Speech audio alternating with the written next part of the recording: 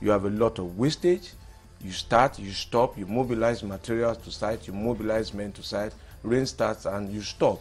So whether or not you use them, really, your sand is gone, your bitumen kicks up, your laterite washes away,